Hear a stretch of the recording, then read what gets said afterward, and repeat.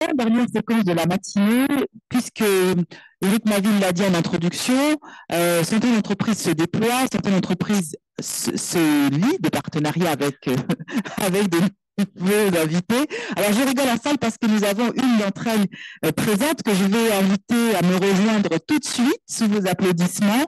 Alors, Laetitia Makita Ngadi, qui est le CEO de Semen Africa Consulting, que je vais venir, qui va me rejoindre ici, pour justement expliquer en quoi c'est un partenaire d'honneur et ce qu'elle va nous apporter de façon très concrète. D'abord, on met Laetitia.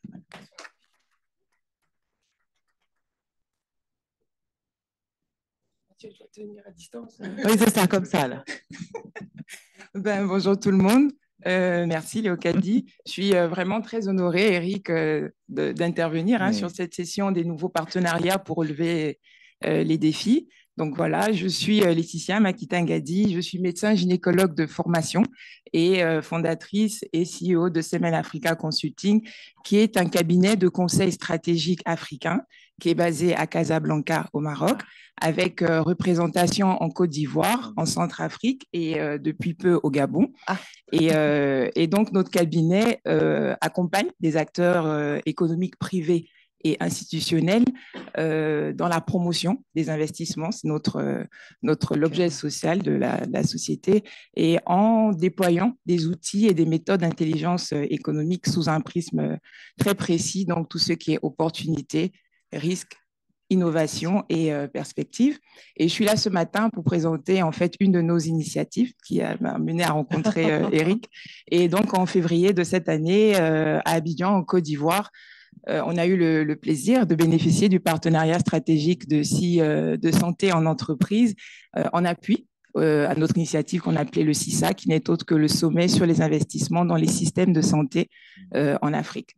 Et donc, cette synergie n'a pas été qu'un simple accompagnement, on va dire, un événement. C'est, comment je dirais, une synergie qui nous a permis de nous conforter dans nos dynamiques, qui est celle qui refuse les discours fatalistes concernant la santé. On rejette aussi le cosmétique institutionnel, ça c'est important à dire, mais surtout, la priorité, c'est repositionner la santé comme levier de souveraineté, levier de compétitivité et de croissance économique. Mais je pense que, comme on l'a dit tout à l'heure, les images parlent parfois un peu mieux. Donc, si Mathieu est prêt. L'Afrique fait face à tant de défis cruciaux. Changement climatique, insuffisance alimentaire, énergie, sécurité, infrastructure, fuite de cerveau, éducation. Mais un point commun et transversal relie tous ces défis, la santé. En 2018, l'OMS résumait cette faiblesse en quelques chiffres frappants. 25% de malades à travers le monde, pour seulement 3% de personnel de santé, 2% de médicaments et 1,3% des investissements financiers mondiaux. Le sommet sur les investissements dans les systèmes de santé en Afrique est une initiative pour transformer ces défis en opportunités économiques substantielles.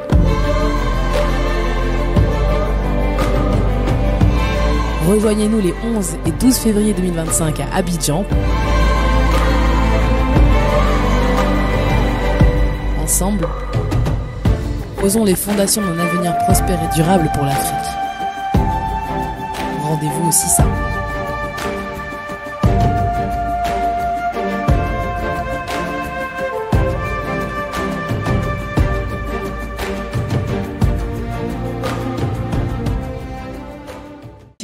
L'idée, c'était de montrer que l'Afrique fait face à tellement de défis, mais que l'enjeu transversal, finalement, au milieu de tous ces défis, infrastructure, sécurité, formation, ça demeure la santé, et que à travers ce secteur de la santé, on voudrait transformer ces défis en opportunités économiques substantielles.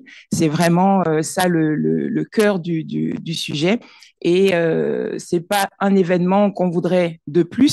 On revendique vraiment une ambition claire, je dirais, c'est repositionner, comme je disais tantôt, la santé plus comme un simple impératif humanitaire, comme c'est souvent perçu en Afrique, mais vraiment comme un véritable moteur de croissance économique et de souveraineté sanitaire. Et cette initiative, elle est venue simplement d'un constat très simple, c'est que aujourd'hui, on peut le dire, les systèmes de santé en Afrique subsaharienne, majoritairement pour beaucoup, sont encore trop tributaires des aides internationales et des financements ponctuels. Et je pense qu'on n'a pas besoin de le démontrer. On voit bien qu'avec le retrait unilatéral des États-Unis du financement de l'OMS, on a une recrudescence de certaines pathologies, le choléra, prise en charge des patients immunodéprimés au VIH qui sont désormais un peu compromis.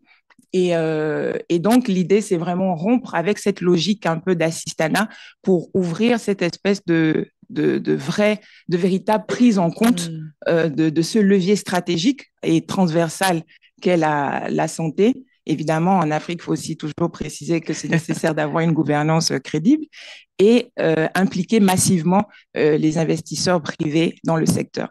Honnêtement, je pense qu'aujourd'hui, on ne peut plus se contenter d'avoir la santé qui soit reléguée aux marges des politiques publiques, et la santé doit être vraiment prise en compte et introduite dans les feuilles nationales des pays comme secteur d'investissement prioritaire. Et on n'a pas besoin de démontrer la rentabilité, les retombées économiques qui sont tangibles. Et je dirais au même titre que les secteurs extractifs. Moi, je viens du Gabon. On en parle tellement souvent, on parle de ces secteurs extractifs, mais la santé devrait être aussi introduite au même titre que ces secteurs quand on sait qu'elle a aussi un meilleur effet d'entraînement que voilà, le secteur extractif. Bon, c'est un peu dommage, on n'a pas on le repassera, on le retentera tout à l'heure, absolument. Voilà, et donc, juste pour un bref aperçu, la première édition, donc, c'est voulu illustrative, et l'idée, c'est de montrer donc cette transversalité à travers n'importe quel secteur économique. Et la première édition, c'était de montrer le rôle pivot de la santé dans la croissance de l'industrie du sport en Afrique, en Côte d'Ivoire. Et voilà. Et derrière ça, vu qu'on est un cabinet d'intelligence économique et qu'on se veut être une force de proposition, l'idée derrière, c'est identifier comment je dirais, le défi qui se transforme en opportunité et venir derrière faire une proposition des appels à investissement sur des projets sur lesquels on travaille avec nos partenaires, on fait des études de marché au préalable et on emmène les investisseurs à s'y intéresser. Et aujourd'hui, sur cette première édition, on est très heureux de travailler avec le gouvernement ivoirien et d'autres investisseurs sur un projet d'appel à investissement dans un centre de médecine sportive aux standards internationaux, sachant qu'on en a très peu sur l'Afrique. Et voilà un peu ce que je pourrais dire sur cette initiative.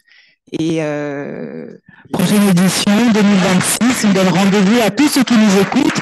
Merci pour cette première proposition. Alors, si on avait l'esprit un peu taquin, on dirait que en fait l'ensemble du système s'écroule parce que derrière la santé, il y a l'humain.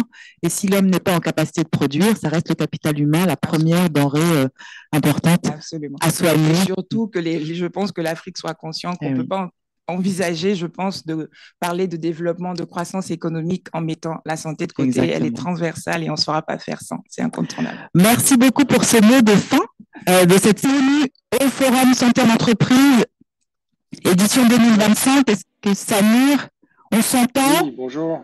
Ah, bienvenue. Parfait. Moi aussi. Donc, je vais laisser quelques minutes pour voilà, absolument, pour prendre la relève. Merci beaucoup. Merci à vous. Donc, désolé, j'ai eu un petit. Je suis actuellement au forum du GITEX à Dubaï. Donc, j'ai eu des petits délais pour vous rejoindre parce que j'étais sur d'autres sessions et je suis très heureux néanmoins de vous rejoindre à l'invitation de mon ami Eric et du réseau SEE que j'apprécie beaucoup. C'est un plaisir pour moi d'être avec vous parce que donc SEE est partenaire d'Emerging Valley. Eric, je le connais depuis maintenant un peu plus de 3 ans. Il est intervenu régulièrement chez nous, notamment pour parler des enjeux de e-santé et de health tech entre l'Europe et l'Afrique.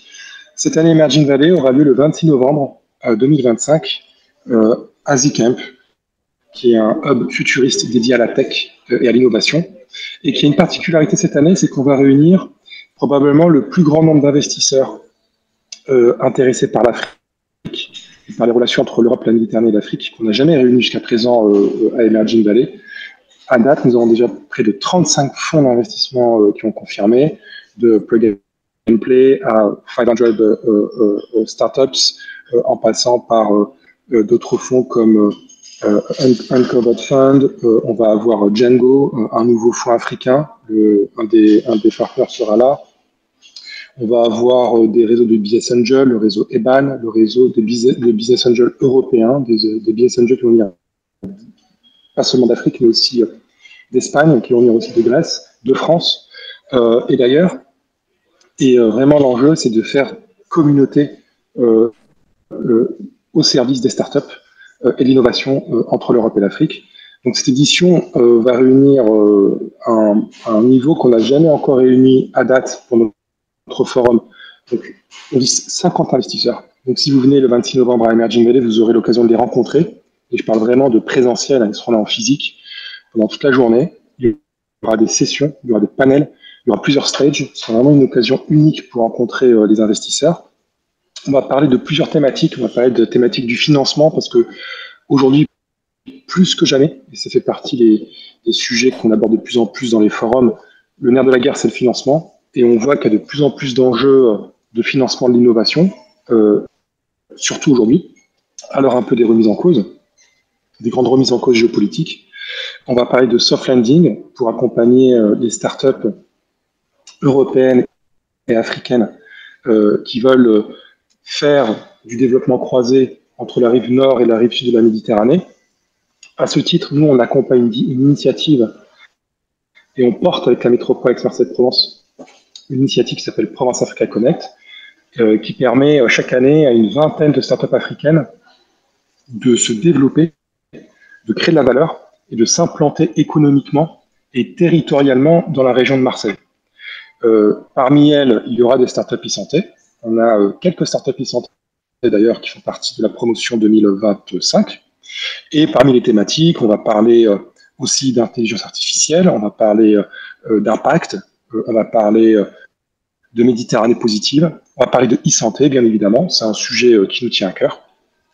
Et l'idée, c'est vraiment de réunir les acteurs, les builders, ceux qui construisent l'écosystème à Marseille, sur les territoires métropolitains, pour créer vraiment cette communauté de destin numérique entre l'Europe et l'Afrique. Donc, c'est avec plaisir que j'ai répondu avec grand plaisir à l'invitation de mon ami Eric. Je vous invite tous à nous rejoindre à Marseille. L'événement, il est gratuit, je à préciser. C'est un événement gratuit. Et vous pouvez vous inscrire sur emergingvalley.co ou Emerging Valley Online. L'inscription est 100% gratuite. Merci beaucoup, Samir Al-Belkrim, de nous avoir réservé ce temps, ce créneau pour parler de votre événement, mais également de la manière dont vous soutenez la santé dans les différents environnements qui sont les vôtres. L'invitation est lancée pour le 26 novembre à Marseille. À très bientôt et merci. À bientôt. Merci à tous. Merci beaucoup. Merci beaucoup. Merci.